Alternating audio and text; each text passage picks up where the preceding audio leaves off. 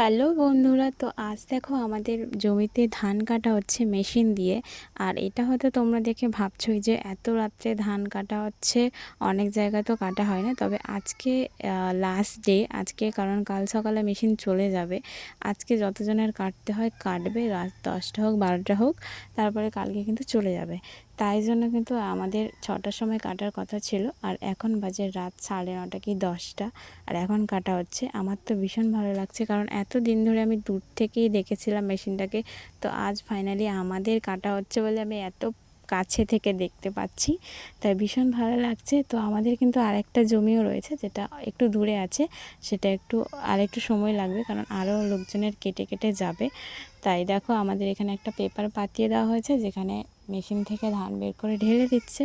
তো এখানে ঢাললে এটাকে আমরা আজকের মতন চাপিয়ে রেখে দেবো, কালকে এটা নিয়ে যাব। আমাদের কিন্তু ধান কাটতে মেশিনে অনেকটাই রাত হয়ে যায়, প্রায় 11:30 12টা বাজতে যায়। তারপরে কিন্তু আমি আর ভিডিও কিছুই করিনি। তো ভিডিওটা অবশ্যই জানাও কেমন লেগেছে। তো সবাইকে টাটা, ভালো থেকো।